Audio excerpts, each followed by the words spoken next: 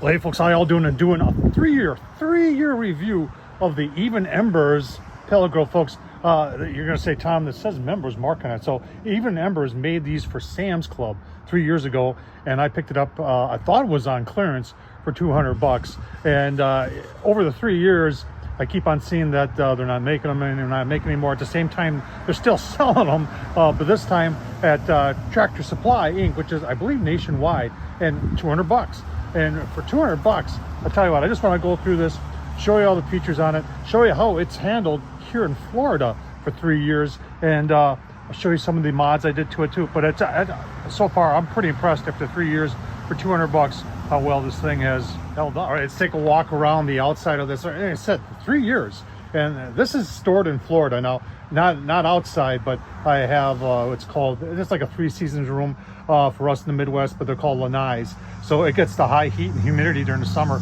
and we'll take a look at the inside. You'll see that too. But heavy duty, the stack is just huge on this thing, and stainless steel rain cap on there. Everything has got a good enamel coating on there that just has no rust. I was just looking at it before, and absolutely no rust.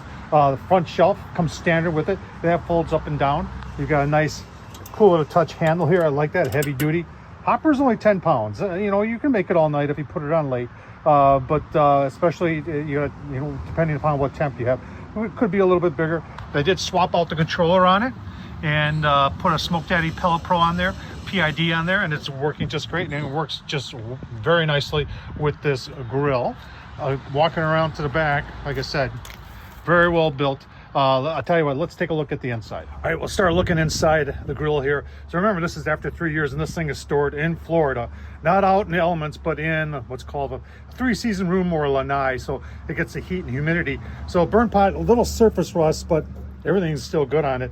This is your diffuser right here, and diffuser goes on just like that. And once again, just a little surface rust, no real big problems. Everything else inside here, and we'll take a look at the drip tray next, as you can see, is in decent shape. There's no surface rust or anything with the painted surfaces, which is very impressive for being stored in Florida. All right, so there's your drip tray after 3 years. And I think originally I called this stainless steel. It may be a version of it, but there is a little rust on there. What I really liked about this, and not many people do this, is that they have reinforced the bottom of it to keep it from warping, which is a very good idea, since something like this under high heat could warp. So in very good condition. Let's take a look at the grill grades. For $200 you get porcelain coated grill grates there. You got an upper grate, and then the lower ones are actually, you can see, sorry about that, about 3/8 spar stock, and that's really heavy duty.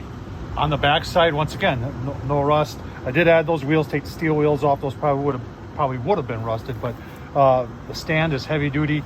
I got a little rust in the bottom of the drip tray. That's where your grease goes. Smoke is starting to roll. And remember, this thing hasn't been fired up for a year, and the fact that I just put some pellets in it and everything's firing up is a true testament to how heavy duty this thing really kind of is. The RTD probe on this thing is kind of different, and this is what tells the controller what the temp is. So they go in through the side. A lot of them will go in, and then it'll stick up vertically.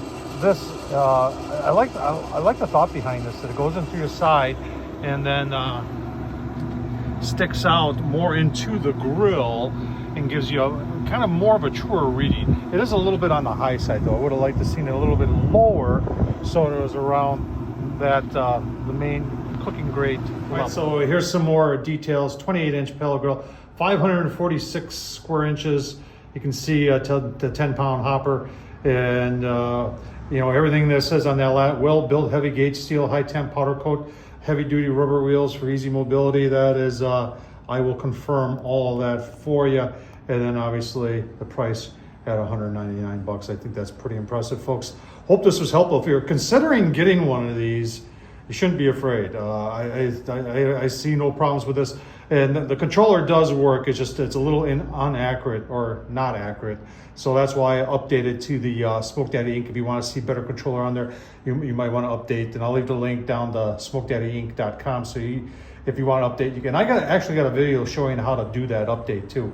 So I'll leave that down in the description below. Hope this was helpful. Tom Horsman at YouTube, thumbs up, leave a comment, and as always, thanks for watching.